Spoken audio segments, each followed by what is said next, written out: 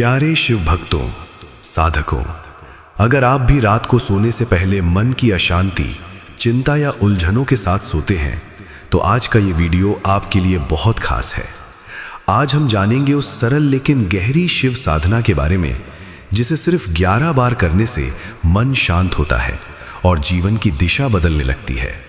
अगर आप सच में भोलेनाथ के भक्त हैं तो इस वीडियो को लाइक जरूर करें, नीचे कमेंट में ओम नमः शिवाय लिखें और हिंदी स्टोरी चैनल को सब्सक्राइब जरूर करें।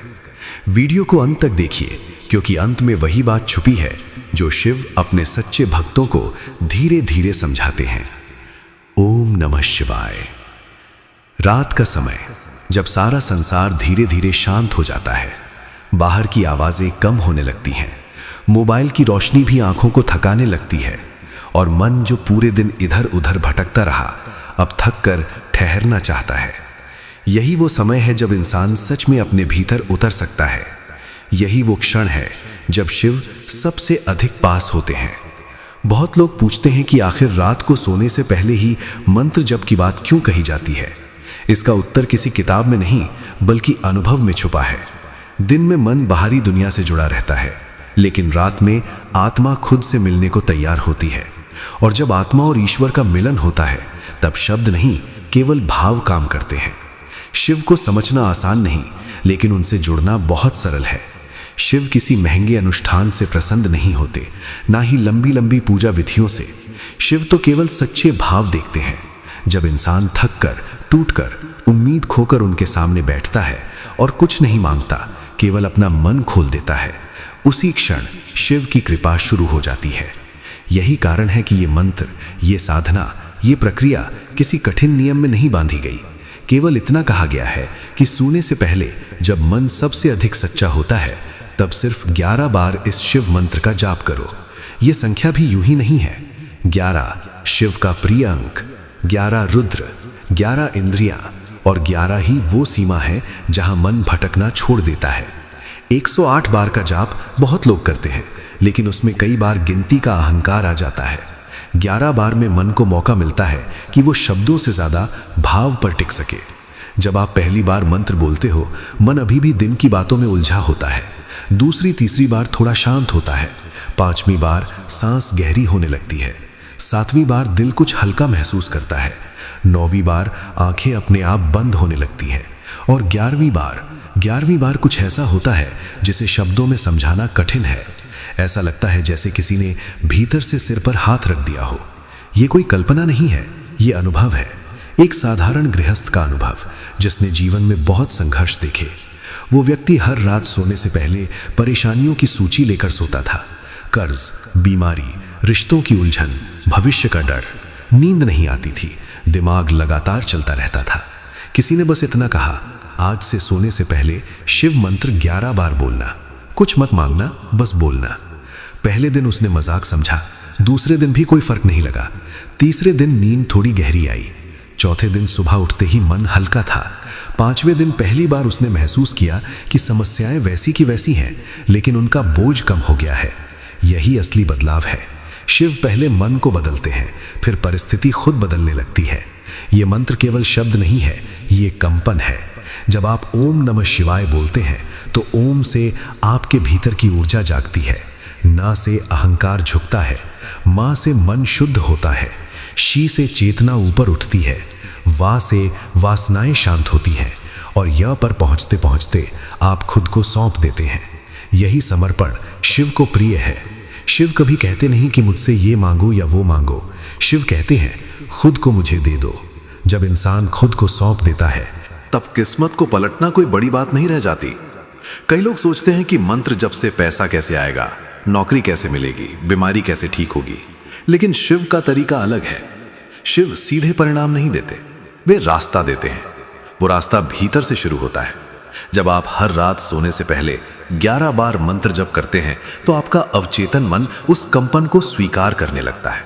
धीरे धीरे डर कम होने लगता है, नकारात्मक सोच कमजोर पड़ने लगती है और जब सोच बदलती है तब फैसले बदलते हैं, फैसले बदलते हैं तो कर्म बदलते हैं और कर्म बदलते हैं तो किस्मत अपने आप करवट लेती है। एक महिला थी जो हर रात रोते हुए सोती थी। पति से मनमुटाव, घर में तनाव, मन में अकेलापन। उसने किसी से कुछ नहीं कहा, बस चुपचाप ये साधना शुरू कर दी। शुरू में मंत्र बोलते समय ही आंसू निकल आते थे, लेकिन वो रोते रोते ही मंत्र बोलती रही। शिव ने उसके आंसुओं को कमजोरी नहीं समझा, उन्हें प्रार्थना समझा। कुछ ही दिनों में उसने देखा कि उसके भीतर एक अजीब सी शांति आने लगी है। पति वही था, हालात वही थे, लेकिन प्रतिक्रिया बदल गई थी। वो शांत रहने लगी, और जब एक इंसान शांत होता है तो दूसरा भी धीरे धीरे बदलने लगता है। कुछ महीनों में उसका घर वैसा नहीं रहा जैसा पहले था। ये चमत्कार नहीं था, ये शिव की मौन कृपा थी। रात को मंत्र जप का एक और रहस्य है। जब आप सोने से पहले मंत्र बोलते हैं तो वही विचार नींद में प्रवेश करता है। नींद के दौरान मन सबसे अधिक ग्रहणशील होता है। उस समय दिया गया संस्कार गहरे तक बैठता है। इसलिए कहा गया है कि सोने से पहले जो सोचोगे वही बनोगे। अगर डर लेकर सोओगे तो डर बढ़ेगा, अगर चिंता लेकर सोओगे तो चिंता बढ़ेगी, लेकिन अगर शिव के नाम के साथ सोओगे तो भीतर सुरक्षा का भाव पैदा होगा। ऐसा लगेगा जैसे कोई है जो सब संभाल लेगा। ये साधना किसी को दिखाने के लिए नहीं है। इसमें माला की जरूरत नहीं, दीपक की मजबूरी नहीं, मंदिर जाना अनिवार्य नहीं। बस आप, आपका मन और शिव का नाम बिस्तर पर लेटकर भी कर सकते हो, बैठकर भी। बस एक बात का ध्यान रखना है कि मंत्र बोलते समय मन से ये भाव निकले कि हे शिव, आज का दिन जैसा भी रहा हो, अब मैं तुम्हारी शरण में हूं। इतना भाव काफी है। कई बार लोग कहते हैं कि उन्हें मंत्र बोलते समय कुछ महसूस नहीं होता। याद रखिए, बीज बोने के तुरंत बाद पौधा नहीं दिखता, लेकिन इसका मतलब यह नहीं कि बीज काम नहीं कर रहा। शिव की साधना धैर्य मांगती है, लेकिन यह धैर्य भारी नहीं लगता, क्योंकि हर रात का जप अपने आप में राहत बन जाता है। दिन भर की थकान, गुस्सा, निराशा धीरे धीरे पिघलने लगती है। शिव को भोलेनाथ कहा जाता है क्योंकि वे जल्दी प्रसन्न होते हैं, लेकिन इसका अर्थ ये नहीं कि वे बिना वजह वरदान बांटते हैं। वे पहले इंसान को तैयार करते हैं। ये 11 बार का मंत्र जप उसी तैयारी की प्रक्रिया है। जब आप नियमित रूप से ये करने लगते हैं तो एक समय ऐसा आता है जब बिना किसी कारण के भी दिल मुस्कुराने लगता है, छोटी छोटी बातों में संतोष मिलने लगता है। और यही वो अवस्था है जहां किस्मत बदलने से पहले इंसान बदलता है। आज के समय में जब हर कोई जल्दी परिणाम चाहता है, ये साधना धीरे धीरे भीतर उतरती है।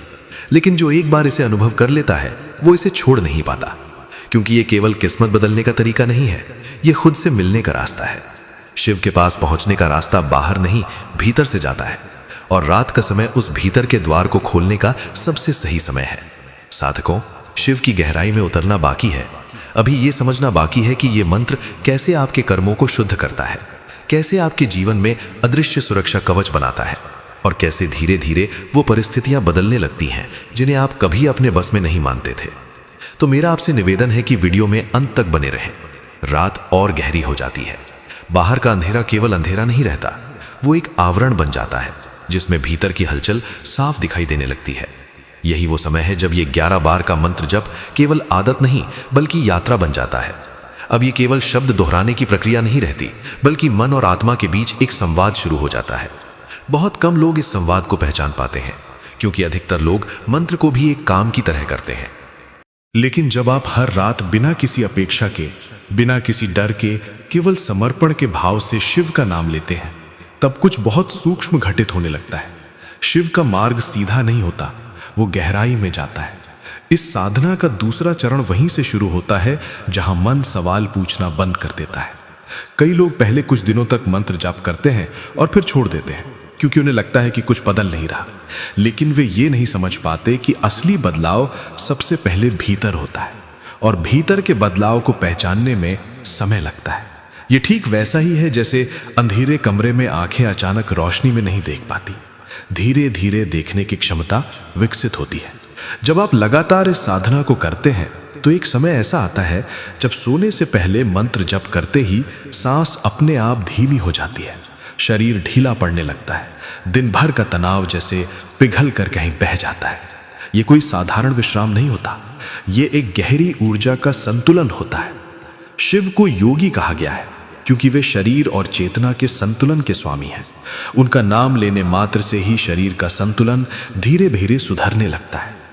एक युवक था जो हर समय बेचैनी में रहता था। नौकरी ठीक थी, घर ठीक था, फिर भी मन में खालीपन था। वो कहता था कि सब कुछ होने के बावजूद कुछ कमी है। जब उसने ये साधना शुरू की तो शुरू में उसे भी कुछ महसूस नहीं हुआ, लेकिन करीब 3 सप्ताह बाद उसने एक अजीब बात नोटिस की। उसे बिना कारण घबराहट आनी बंद हो गई थी। वो छोटी छोटी बातों पर चिड़चिड़ा नहीं होता था। उसके भीतर जैसे एक ठहराव आ गया था। यही वो ठहराव है जहां से जीवन की दिशा बदलती है, क्योंकि जब मन स्थिर होता है तभी सही निर्णय लिए जाते हैं। ये मंत्र कर्मों पर भी काम करता है, लेकिन कर्मों को बदलने का तरीका बहुत सूक्ष्म है। शिव कर्म काटते नहीं, वे कर्मों की पकड़ ढीली कर देते हैं। जब आप हर रात शिव का नाम लेते हैं तो दिन में होने वाली गलतियों का बोझ मन पर नहीं चढ़ता। आप पछतावे में नहीं फंसते। पछतावा वही चीज है जो कर्मों को दोहराता है। जब पछतावा कम होता है तो वही गलती दोबारा नहीं होती, और यही प्रक्रिया धीरे धीरे आपके भविष्य को साफ करने लगती है। बहुत से लोग ये पूछते हैं कि क्या केवल 11 बार मंत्र जप से सच में किस्मत बदल सकती है? इस प्रश्न के पीछे भी एक बेचैनी छुपी होती है। इंसान चाहता है कि कोई बाहरी शक्ति आए और उसकी समस्याएं तुरंत खत्म कर दे, लेकिन शिव बाहरी चमत्कार कम करते हैं, आंतरिक क्रांति ज्यादा करते हैं। जब भीतर क्रांति होती है तो बाहर की परिस्थितियां अपने आप बदलने लगती हैं। कभी किसी व्यक्ति के रूप में, कभी किसी अवसर के रूप में, कभी किसी अचानक हुए निर्णय के रूप में। एक वृद्ध व्यक्ति थे जो जीवन भर मेहनत करते रहे, लेकिन अंत में उन्हें लगता था कि उन्हें वो सम्मान नहीं मिला जिसके वे हकदार थे। मन में कड़वाहट थी। उन्होंने ये साधना अपनाई, बिना किसी विशेष आस्था के, बस एक प्रयोग की तरह। कुछ महीनों बाद उन्होंने महसूस किया कि वो कड़वाहट धीरे धीरे गल रही है। उन्हें ये एहसास हुआ कि उन्होंने जीवन में बहुत कुछ पाया है जिसे वे कभी देख ही नहीं पाए थे। यही एहसास सबसे बड़ा वरदान है, क्योंकि जब इंसान संतोष सीख लेता है तब भाग्य भी उसका साथ देने लगता है।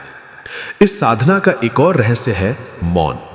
मंत्र जप के बाद जब आप कुछ क्षण मौन में रहते हैं तब शिव सबसे अधिक सक्रिय होते हैं। बहुत लोग मंत्र बोलते ही तुरंत सो जाते हैं। इसमें कोई बुराई नहीं है, लेकिन अगर मंत्र के बाद 10 से 15 सेकंड भी चुप रह लिया जाए तो वो मौन भीतर तक उतर जाता है। उस मौन में कई बार उत्तर मिलते हैं, कई बार संकेत मिलते हैं। कभी किसी समस्या का हल अचानक समझ में आ जाता है, कभी किसी व्यक्ति के बारे में आपकी सोच बदल जाती है। शिव का मार्ग भय से मुक्त करता है। ये साधना करने वाले लोग अक्सर कहते हैं कि उन्हें भविष्य का डर कम लगने लगा है। डर खत्म नहीं होता, लेकिन वो नियंत्रित हो जाता है। डर वही चीज है जो किस्मत को जकड़ कर रखता है। जब डर कम होता है तो अवसर दिखने लगते हैं, और अवसर वही चीज है जो किस्मत को नया मोड़ देता है। यह भी ध्यान देने वाली बात है कि इस साधना में दिखावा बिल्कुल नहीं है। आप इसे किसी को बताएं या ना बताएं, इससे कोई फर्क नहीं पड़ता। शिव को प्रचार नहीं चाहिए, उन्हें केवल निरंतरता चाहिए। अगर आप एक दिन छोड़ भी देते हैं तो खुद को दोषी मत मानिए, अगले दिन फिर से शुरू कर दीजिए। शिव अपराध बोध से नहीं, स्वीकार से जुड़ते हैं। धीरे धीरे एक समय ऐसा आता है जब दिन में भी शिव का नाम अपने आप याद आने लगता है, बिना किसी कारण के। यही संकेत है कि मंत्र अब केवल जप नहीं रहा, वो आपके जीवन का हिस्सा बन गया है। और जब कोई चीज जीवन का हिस्सा बन जाती है तब वो जीवन को दिशा देने लगती है। अभी तक आपने ये समझा कि ये साधना केवल रात की नहीं, पूरे जीवन की तैयारी है। ये कैसे मन को स्थिर करती है, कर्मों की पकड़ ढीली करती है और भीतर से इंसान को बदलना शुरू करती है। लेकिन अभी भी एक बहुत गहरी परत बाकी है। अभी ये समझना बाकी है कि ये मंत्र कैसे अदृश्य रूप से आपकी रक्षा करता है, कैसे नकारात्मक शक्तियां अपने आप दूर होने लगती हैं, और कैसे एक दिन आप पीछे मुड़कर देखते हैं तो पाते हैं कि आपकी किस्मत सच में बदल चुकी है। जब कोई साधक इस साधना को कुछ समय तक निरंतर करता है तब एक क्षण ऐसा आता है जब उसे ये एहसास होने लगता है कि अब वो मंत्र नहीं जप रहा, बल्कि मंत्र उसके भीतर जप रहा है। यही वो अवस्था है जहां साधना प्रयास नहीं रहती, वो स्वभाव बन जाती है। रात को सोने से पहले जब आप 11 बार शिव मंत्र का जाप करते हैं तब धीरे धीरे मन उस लय को पहचानने लगता है। उस लय में डर नहीं होता, अपेक्षा नहीं होती, केवल भरोसा होता है। और भरोसा ही वो पुल है जो इंसान को शिव से जोड़ता है। शिव को कालों का काल कहा गया है क्योंकि वे समय से परे हैं। जब आप उनका नाम लेते हैं तो आप भी कुछ क्षणों के लिए समय से बाहर निकल आते हैं। न बीते हुए कल की चिंता रहती है, न आने वाले कल का भय। केवल ये क्षण, केवल ये श्वास, केवल ये नाम। यही वो अवस्था है जहां कर्म कमजोर पड़ने लगते हैं, क्योंकि कर्म समय से बंधे होते हैं। और जब आप समय से ऊपर उठते हैं तब कर्म की पकड़ अपने आप ढीली हो जाती है। ये साधना आपको बाहर से मजबूत नहीं बनाती, ये भीतर से अडिग बनाती है। बाहर की परिस्थितियां चाहे जैसी हों, भीतर एक स्थिरता जन्म लेने लगती है। लोग अक्सर कहते हैं कि अब चीजें मुझे उतना परेशान नहीं करती। यही शिव की सबसे बड़ी कृपा है, क्योंकि जब कुछ आपको तोड़ नहीं पाता तब आप अजेय हो जाते हैं। किस्मत उसी का साथ देती है जो भीतर से टूटा हुआ नहीं होता। इस मंत्र जाप का एक सूक्ष्म प्रभाव ये भी होता है कि आपकी ऊर्जा साफ होने लगती है। बहुत से कष्ट बिना कारण नहीं आते, वे हमारी ही उलझी हुई ऊर्जा का परिणाम होते हैं। जब हर रात शिव का नाम लिया जाता है तो वो उलझन धीरे धीरे सुलझने लगती है। नकारात्मक विचार कमजोर पड़ने लगते हैं, क्रोध जल्दी शांत हो जाता है, ईर्ष्या की जगह करुणा आने लगती है, और जहां करुणा होती है वहां शिव स्वयं उपस्थित होते हैं। धीरे धीरे साधक ये महसूस करने लगता है कि अब उसे हर बात पर प्रतिक्रिया देने की आवश्यकता नहीं है। मौन अपने आप गहराने लगता है। ये मौन कमजोरी नहीं होता, ये परिपक्वता होती है। शिव स्वयं मौन के देवता हैं। कैलाश पर बैठा शिव बोलता नहीं, फिर भी पूरा अस्तित्व उनसे संवाद करता है। जब साधक इस मौन को समझ लेता है तब जीवन का आधा बोझ अपने आप उतर जाता है। इस साधना का सबसे बड़ा रहस्य ये है कि इसमें आप कुछ पाने नहीं जाते, बल्कि कुछ छोड़ने जाते हैं। डर छोड़ने जाते हैं, नियंत्रण छोड़ने जाते हैं, शिकायत छोड़ने जाते हैं, और जैसे जैसे आप छोड़ते जाते हैं वैसे वैसे जीवन अपने आप भरने लगता है। ये भराव बाहर से नहीं आता, ये भीतर से उठता है, और जो भीतर से भरा होता है उसे बाहर कुछ भी खाली नहीं कर सकता। कई बार साधक ये महसूस करता है कि कुछ अदृश्य सी सुरक्षा उसके चारों ओर बन गई है। वो जहाँ जाता है वहाँ चीज़ें अपने आप संभल जाती हैं। इसका अर्थ ये नहीं कि जीवन में कठिनाई नहीं आती, बल्कि इसका अर्थ ये है कि कठिनाई साधक को डुबो नहीं पाती। शिव की कृपा छाया की तरह होती है, वो दिखती नहीं लेकिन हर समय साथ रहती है। ये 11 बार का मंत्र जाप बहुत छोटा लगता है, लेकिन इसकी गहराई अथाह है। ये आपको थकाता नहीं, ये आपको विश्राम देता है। ये आपसे कुछ छीनता नहीं, ये आपको हल्का करता है। और यही कारण है कि जो लोग इसे सच्चे भाव से करते हैं वे एक दिन पीछे मुड़कर देखते हैं और पाते हैं कि उनका जीवन अब वैसा नहीं रहा जैसा पहले था। परिस्थितियां बदली हों या न बदली हों, दृष्टि पूरी तरह बदल चुकी होती है, और जब दृष्टि बदलती है तो वही सबसे बड़ा परिवर्तन होता है। शिव किसी एक धर्म, एक विचार या एक परंपरा में सीमित नहीं है। शिव चेतना है, और ये साधना उसी चेतना से जुड़ने का सबसे सरल मार्ग है। न कोई डर, न कोई नियमों का बोझ, केवल रात का सन्नाटा, आपका श्वास और शिव का नाम, इतना ही पर्याप्त है। अगर आप इस साधना को आज से शुरू करते हैं तो किसी चमत्कार की प्रतीक्षा मत कीजिए, बस अनुभव की प्रतीक्षा कीजिए। अनुभव धीरे आएगा, लेकिन जब आएगा तो आपको बदल कर रख देगा। क्योंकि शिव जब आते हैं तो चुपचाप आते हैं, लेकिन जब जाते हैं तो सब कुछ बदल कर जाते हैं। अब इस वीडियो के अंत में बस इतना ही कहना है। अगर इस वीडियो ने आपके मन को थोड़ा भी शांत किया हो, अगर शिव का नाम सुनकर आपके भीतर कुछ हल्का हुआ हो, तो इस वीडियो को एक लाइक ज़रूर दीजिए। अगर आप शिव चेतना, ध्यान और गहराई भरे ऐसे ही वीडियो आगे भी पाना चाहते हैं तो शिव हिंदी स्टोरी चैनल को अभी सब्सक्राइब कर लीजिए, और नीचे कमेंट में बस इतना लिख दीजिए, ओम नमः शिवाय, या फिर अपना कोई अनुभव जो आप इस साधना के साथ महसूस कर रहे हैं। आपका एक छोटा सा कमेंट भी इस साधना को और गहरा बना देता है। शिव आपकी साधना स्वीकार करें। ओम नमः शिवाय।